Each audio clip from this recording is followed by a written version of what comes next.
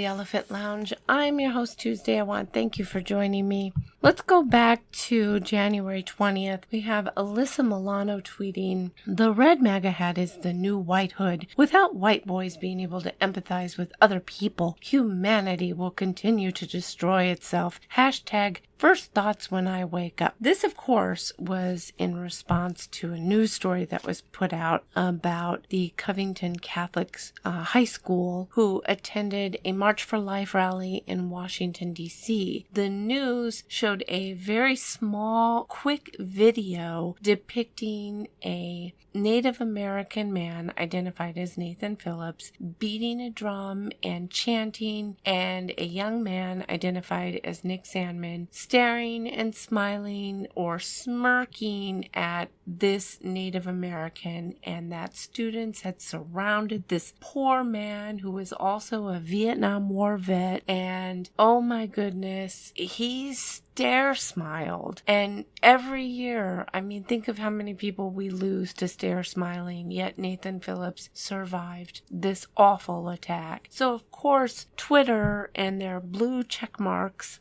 just went insane. Kathy Griffin, who is known for her words of wisdom and her wise actions, she tweeted, "The reply from the school was pathetic and impotent. Name the kids. I want names. Shame them. If you think these efforts want to dox you in a heartbeat, think again." Such a brave woman to dox children, especially those who stare smile. And we also have someone called House Shoes. I believe he did have to delete his tweet. He, of course, suggested that the students be put in their school and we burn the school down because that's an appropriate response to stare smiling. Ian Omar, who I have no idea who this person is, but he's got that blue check mark. He says, "The boys were protesting a woman's right to choose and yelled, 'It's not rape if you enjoy it.' They were taunting 5 black men before they surrounded Phillips and led racist chants. Sandmann's family hired a right-wing PR firm to write his non-apology." Michael Rappaport also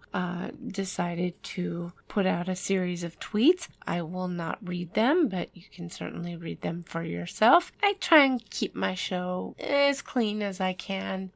Every other word is an F word, and he's got some choice words. In any case, unfortunately for the people on the left, there was an actual video that was released that was over 2 hours long, and what we actually see is the reality of what happened. There were a religious group, a small group of Black Hebrew Israelites who were yelling at the children. They were condemning them for being white, telling them to go back to Europe. They were condemning Christians. They were condemning homosexuals. The children left them. Okay, you see these kids move away from that group of people. They're standing, they're chanting some of their school cheers. I believe some you can hear like, "We got spirit, yes we do," that sort of thing. And then you see Nathan Phillips walk through the crowd in tow with a couple guys, and he walks right up to this kid, this Nick Sandmann, and he's beating his drum, chanting right in his face. This young kid is clearly, visibly a bit uncomfortable, but he stands there and he smiles, and that's it. That's where the story ends. That's all he did. And even after this footage is released, I mean, I do have to say, I feel like the majority of sane people, even if they were on the left or whatever, they've all come out and said, "Look, I was duped. This is not a story. This is stupid." He reacted the way any person or most people would react. And quite frankly, let's take the race and age and sex, let's take all of that out of the equation. Person A is standing with a group of their friends. Person B walks through the crowd, walks up to person A, beating a drum like a lunatic in front of person A and chanting. Person A stands and smiles and looks at the guy. Looks at him like he's crazy, like the nut job that he is. I would say person B got off pretty easy, because had I been person A, I'd have told person B to go take a hike and get his damn drum out of my face. In fact, I think that's a response most people would give. Now let's pretend person A is, I don't know, a woman at a woman's rally, and person B is a conservative with a MAGA hat beating a drum in person A's face. Let's say person A punched person B. Now, punching someone isn't a good response, but I can almost guarantee you that if that were a liberal, a left-wing activist, Alyssa Milano would be supporting that person all the way. I guarantee it. Now, I'm going to get back to Nathan Phillips in a minute, but Alyssa Milano and other celebrities like her, these far left-wing people, they all doubled down. Even after seeing the footage, even after seeing that these people did nothing wrong, these students did nothing wrong, she decided to double down, not apologize, and say that if you wear the red hat, it's just like the white hood. And that's interesting. And again, they keep pointing out that this man is a Vietnam War vet. He's an Indian, and oh my God, he's Native American. He can do whatever he wants. I just find this hilarious. I mean, what is it about Native Americans that's so special? Okay, they went the Trail of Tears. Who started the Trail of Tears? By God, it was that Andrew Jackson, that awful Democrat. He started the Democrat Party. Okay, never mind. The White Hoods. Who wore the White Hoods? The KKK. And the KKK was started by those evil Democrats. They were started by the Democrats. That's right. Okay, so now the Vietnam War. Now I happen to have met quite a few Vietnam War veterans in my lifetime, and when they came back from Vietnam, they were called baby killers, and they were spat on, and they were treated like shit by a group of people. Who was it that did that? Those were Democrats. They were Democrats. So, quite frankly, I'm just sick and tired of the left pretending that they care about people. I'm tired of it. You're not going to rewrite history. Your party is responsible for the Trail of Tears. Your party is responsible for the KKK. And your party is responsible for spitting and demeaning veterans. Okay? Now, I guess fortunately for them, this Nathan Phillips, he's turned out to be an actor. He's a left-wing activist. He served as a refrigerator mechanic. He went AWOL twice. He started out in E1. He was discharged, not honorably discharged, but just discharged at E1. So from 1972 to 1976, he served in the Marines, and he did nothing to move up in rank. That is actually kind of astounding, because usually you make it up to at least an E3. He says, oh yeah, I served during the Vietnam War era, or Vietnam War times. He was never deployed in Vietnam. Now, it doesn't mean his service isn't appreciated, but when somebody is announcing you and depicting you in this manner and you don't correct them, it kind of makes me question your integrity. But not so much that.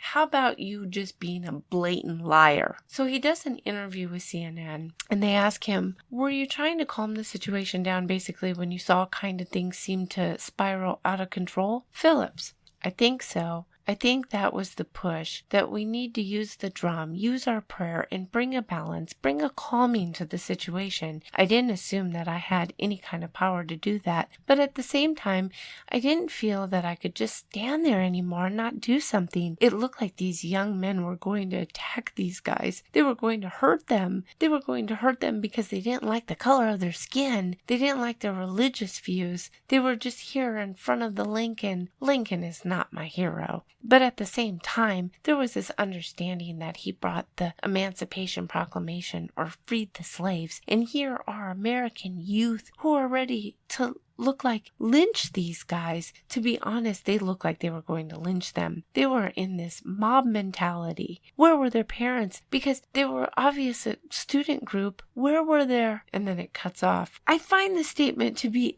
completely incredulous. You're sitting here, you're telling the reporter that it looked like the young people were going to lynch the Black Israelites. How so when they moved away from them? How does moving away from a group turn into they were going to lynch them? Who uses the word lynch? I mean, lynch them? Did they bring rope?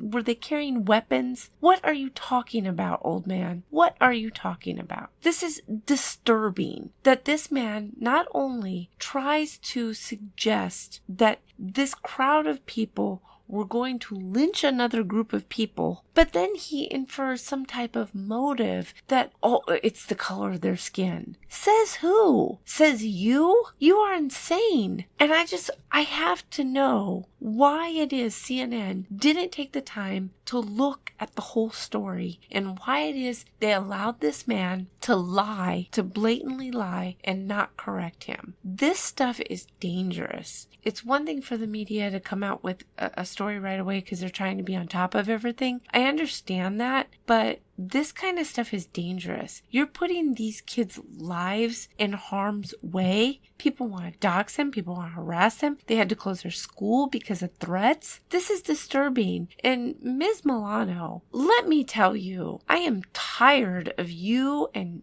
other lefties acting as if you have cornered the market on empathy. Just because someone doesn't see the world the same way you do, and they're not brainwashed by this insane media that is so far left wing, so illogical. Just because someone doesn't agree with you on something doesn't mean they don't have empathy. And the fact that you guys keep bringing this up, it's kind of interesting, isn't it? It sounds more like you're projecting, because the very fact that you couldn't offer an apology even after seeing what really happened, that tells me it's you that has no empathy. You are a part of trying to ruin the lives of these kids who did nothing wrong by calling them racist, by calling them misogynists, by putting all of these labels upon these kids who did nothing to deserve it. You don't know anything about them over a hat that they wore. That means